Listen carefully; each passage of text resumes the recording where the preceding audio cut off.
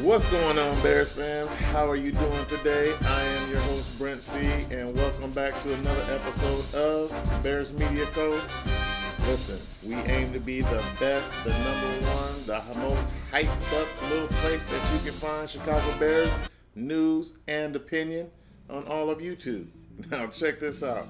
Earlier this week, we talked about the defense and how they were turning a corner, and hopefully they are finally hitting their stride. And in this episode, we're going to talk about our offense. You know, with our offensive coordinator, Luke Getsy, I have been one of the biggest haters when it comes to that man, and I'm going to continue until he is gone. That's just how it is right now. But listen, the Chicago Bears offense has had our ups and downs throughout the year. Now, we are 10 games into this season, and we are just mid, as they say. We are a little bit less than mid, actually. I mean, we are like 24th, I believe it is. It's not a good, not great. It is something in between, right?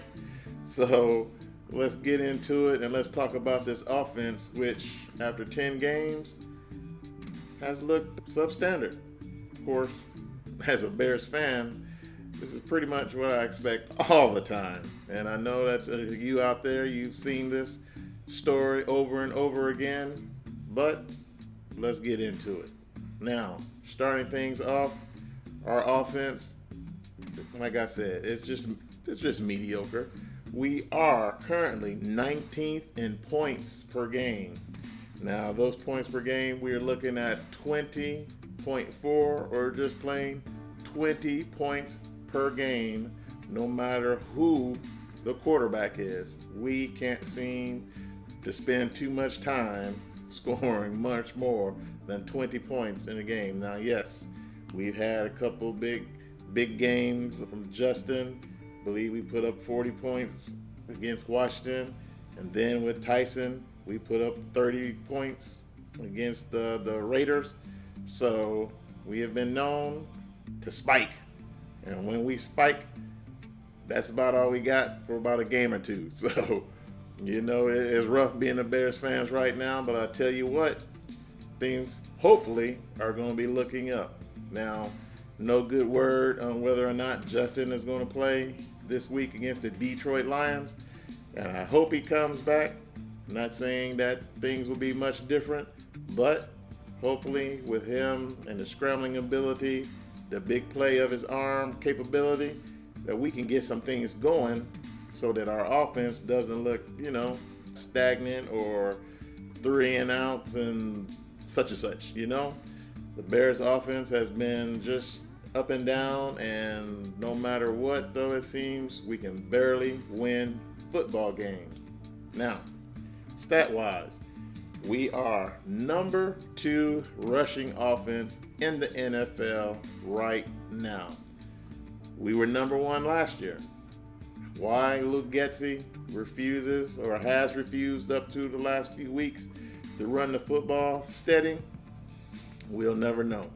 Now, I can tell you this, with Dante Foreman coming in and showing what he can do in the absence of Khalil Herbert, we have looked pretty darn good. Now, has he passed 100 yards in rushing? Not yet. I think the most he's had so far this year is 86 yards. So he's coming close, but still hasn't broke that three-digit number just yet. But hopefully it's coming. Hopefully he starts even with Khalil, who is off IR, but is in his 21-day window. Hopefully he's starting, and Khalil can come in and be a change of pace back, maybe in the number 2, maybe in the number 3 role, which, in my opinion, is where he probably would excel at.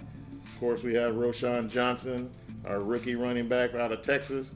Now, he has looked in spurts very good, and of course, he got his concussion after, he was trying to bowl over a linebacker a couple games ago, and he had to miss a couple games. So, he's going to learn that this isn't college where you're definitely going to be pounding, opposing linebackers and DBs who are probably about 3 inches shorter than you and about 30 pounds lighter than you. So here in the NFL, he's going to have to learn you can't lower your head and think that you can get away with it every single time, right? Now, speaking of our run game, as I've said before, Bears fans, we have probably the most full running back room in the NFL. We have at least 3 studs. Darrington Evans, now he has looked very good in spots, so that's 4 guys that can run the football, or as I like to say, our 4 horsemen running backs all can dominate at any point in a football game. Now, where we come up short, that's our passing game. Now in the passing game, things have looked up, down, mediocre, and kind of discombobulated at times. Now, as some of you will know, we have screened ourselves to death because, as Matt Eberflus, our head coach, says, hey, when it works, everybody's happy. When it don't work, and more often than not, it has not worked, it looks like complete head scratchers, right?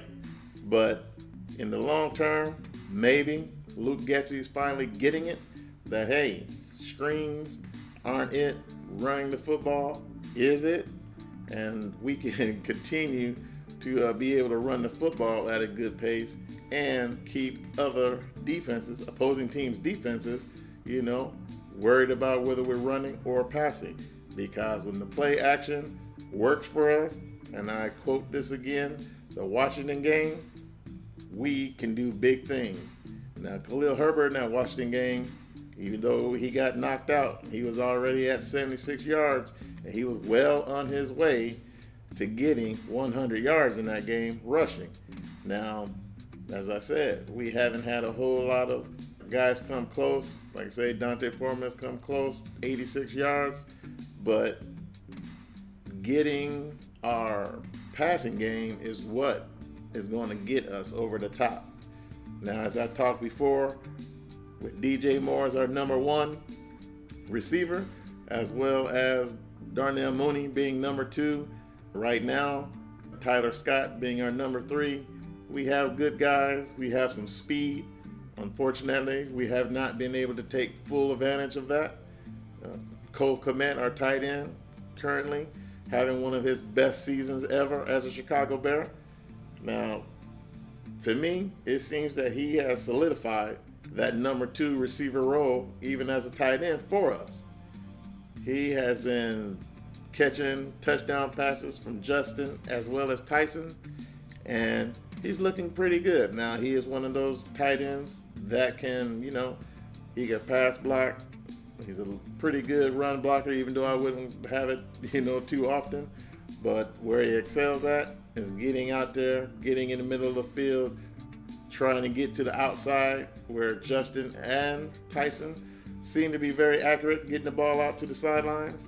So that needs to continue, but also we need to get him in the middle of the field, get him on some linebackers or some safeties, and see what he can do against them. Now, DJ Moore, our number 1, since Justin's gone out, Tyson has tried to get him involved in the game, but I think at most he's only had like 5 catches in any particular game the last 4. Hasn't really crossed over 60 yards receiving yet. Not very good, especially for a guy who is definitely our number 1 receiver and someone that we're paying quite a bit of money to, to be here, and we're not really using him effectively. And as I said, Luke Getsy, he has to do something to scheme open our receivers. And sometimes, you get too cute as the offensive coordinator there, Mr. Getsy, and that's got to change. It has to change simply because we got Detroit twice as well as Minnesota. So we're playing 2 good defenses in 3 weeks. So we're going to have to run the ball very well because, Minnesota, they love the blitz with Brian Flores up there, the defensive coordinator. And also, the Detroit Lions defense is not that bad. They're pretty darn good, as a matter of fact. So we're definitely going to have all hands on deck. And starting with our receivers, we have to get them more involved. And I'm saying this, and I mean it from the bottom of my heart too, Luke Getsy. Stop calling screenplays, because they just get us nowhere. It hasn't worked to any success for any extended period, so please, let's just give it up. And I guess I'll have to just let you do your jet sweeps with Tyler Scott, other wide receiver, Taylor, who's our kick returner, and just see what we can do there. I mean, Tyler Scott has looked pretty good in that role. DJ has definitely looked good in that role, but we have to learn to play some fundamental football and throw the ball down the field. Now, I know there's been a lot of talk about how Justin doesn't like to throw over the middle, but as we saw, Tyson Bagent, he tried throwing it over the middle, and he got interceptions. So there has to be some sort of way where our wide receivers or get open in the middle, or crossing on crossing routes, on quick slants, on just slants, period. Now, one thing I would like to see is Cole Kmet maybe going across in a crossing pattern with DJ Moore or Darnell Mooney, because those two guys, and DJ and Darnell, and their speed, and Cole Kmet and his size, if you get those three guys crossing each other and making the defense, especially those DBs, try to figure out who they're going to cover, man, I think we can have a dynamic offense, especially if we can get Cole to get yards after the catch. Now, a lot of times he catches the ball, makes a couple moves, gets 3 yards after the catch, maybe 5, and then he's down. And that's about it. You know, not a whole lot of just mashing over DBs or anything like that. But, you know, Cole has the size where he needs to start taking advantage of it and, you know, getting us some yards after catch. Them yak yards, you know, YAC, yak yards, you know. We got to have it. DJ Moore, our number one receiver, like I said, he is the type of guy you need to feed him the ball at least 8 to 10 times a game, and good things are going to happen.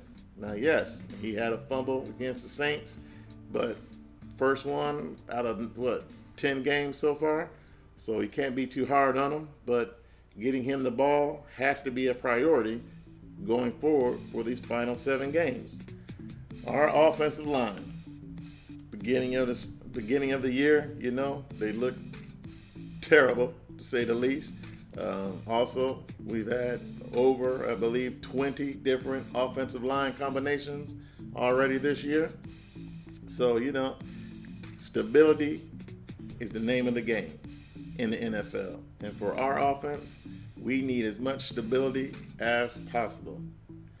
Now, when Nate Davis got hurt, we moved Tevin Jenkins from left guard to right guard. And so far, over the last 2 games, man, him as well as Darnell Wright, our right tackle, our rookie right tackle, they have looked pretty dynamic together. So with Cody Whitehair assuming his old role at left guard, hey, our offensive line has looked very, very well over the last couple weeks. Probably the best game that they had was against the Raiders, but of course, you know, the Raiders were going through some turmoil and whatnot. So can't really say too much, because once we faced the Chargers, things did not look very well, you know, as far as our offensive line. But, you know, Bears fans, you know as well as I do, this team is better than what our record suggests. Now, you know me, I've been pretty critical of our center, Lucas Patrick, as well as Cody Whitehair, but I think that soon enough, with Justin back, running the football more, having Justin back there, being able to run the football himself, hey, you know, letting our offensive lineman get some hands on somebody and just rough them up a little bit, I think that's what is a recipe for success for us, especially going forward. Now, one thing, as I've been saying, the run game leads to what? Play action. And that play action against really blitz heavy or defenses that can get past our offensive line, which isn't many, but defenses that can get pressure up the middle. But when you play with that play action, hey, you can freeze the linebackers as well as some of those safeties, and we can get some plays downfield where either Darnell using his speed, Tyler Scott using his speed, or DJ using his speed can get around, run the routes that Luke Getsy likes to call, which are too long in my opinion. But you get those guys going, you get them, getting the DBs of the opposing defense confused.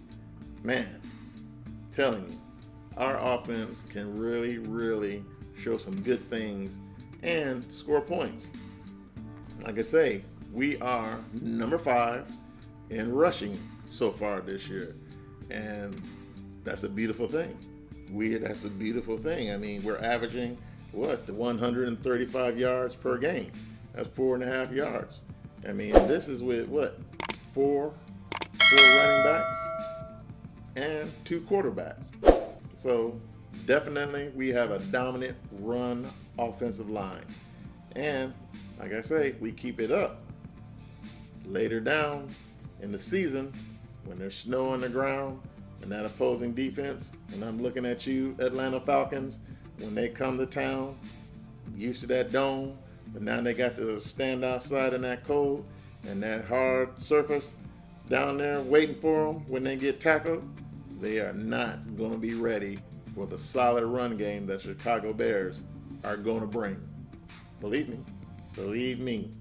Now, getting on to our next subject and final subject, Luke Getsy. Now, I don't know what I'm going to do with that young man, but I'm telling you, Bears fans, he has to start calling better plays. I can't say that, he's just been consistently calling good games, but I will say he called a good game against the Saints until Tyson, became a penalty machine. I mean, not a penalty machine, an interception machine. But he had a good game against the Washington Commanders. He had a good game plan for the first half of the Denver Broncos game. But of course, in that game, in the second half, we kind of just went bonkers. We really didn't know what we were doing. We were throwing the ball, we were running the ball, we were screen plays, we were just trying these things. And I'm sure he was trying to be conservative, but it just didn't work. Now, with Tyson coming in against the Las Vegas Raiders, hey, offense looked like it was pretty solid. Of course, we were running the football definitively against that defense. And, hey, we had good results, of course. The defense helped out with pick 6. So things can and will hopefully look better for us with Justin coming back and with Luke calling a little bit better game plan. What is that game plan? Well, double tight end sets. I mean, when we bring double tight end sets, with either Cole and Mercedes Lewis or Cole and Robert Tonyan, the Bears have looked very, very good. Either one or both stay in the block, run block or pass block, or one leaks out after pretending to block and gets down the field. Most of the time it has been Cole, but it works. Putting out double tight ends definitely works. Now, one thing that can help us, in the run game, our fullback, Kari Blasingame. Now, Kari, got a concussion a couple weeks ago, so hopefully we get good news for him to come back and continue his great play. I mean, even against that in Washington Commanders game, he ran the football a couple times, and hey, he looked pretty good doing it at that time. Of course, we don't want him doing it too often, Bears fans, but hey, he can run the ball in an emergency. Now, before I continue on, let me say this, Bears fans. I surely appreciate everything you've done, but for those of you watching who haven't done so yet, go ahead, hit that subscribe button, hit the like button, and hit the notification bell so you know when I'm dropping this great content for our Chicago Bears, for our Chicago Bears fans. Right? Now, to finish up, one thing I said, the play action, double tight end sets, things that we can do that simplify the game as well as give us opportunities to take shots downfield. And we all know Justin Fields is one of the most accurate quarterbacks when throwing the ball deep. I do believe he has a 68%, don't hold me to that, 68% completion percentage when throwing the ball over 30 yards. Hey, we got to exploit that at some point. And Luke Getsy, if he could just scheme a few things together and we can take advantage. Now, a lot has been said about whether or not DJ is, facing double teams out there with the safety rolling over, but at some point, we're going to have to take those chances, Bears fans. We have to be a little bit more aggressive in getting DJ Moore the ball. Now, with all that said, Luke Getsy, I'm looking at you. Please, please, please call a good game for us. The Detroit Lions, their fans, they are squawking it up. I don't know what they are. I know they're in first place. They're 7-2, and I know they're hyped up. But listen, Luke, if you just call a good game, give us opportunity to win, and the players, hey, if you execute that game plan, I foresee at least a close game, if not a win. And I'm hoping for a win because you know what? We don't want those Lions fans getting too hyped up. We already had the Green Bay fans get hyped up. We don't want no more. No mas. So hopefully, Bears fans, our offense, if you can see that we're doing some good things, I know I'm seeing with a healthy line, we're going to do some good things. Now, Nate Davis, our starting right guard, he's been hurt, in and out twice now of the starting lineup. But hopefully we can get him back into the lineup quickly. Now, I don't know where he's going to go once he gets back. Now, he played exclusively on the right side, but with Tevin Jenkins there, I hate to say it, but he might have to move over to the left guard side. And hopefully he can hold up, or he might just have to ride the pine. Because, hey, Tevin Jenkins and Darnell Wright, they are our top two guys on that right side. And when we run behind those two guys, Luke Getsy, we do very well. I wish we would start running to the left because Dante Foreman, Darrington Evans, Roshan Johnson have not done anything going to the left. So stop it. You know what I mean? But with that, Bears fans, I'm going to cut it off from there because I'm starting to ramble, and nobody likes a rambler, right? So with that, I'm going to get out of here, and I want to say again, thank you for tuning in, and I will see you on the next one. And as always, peace.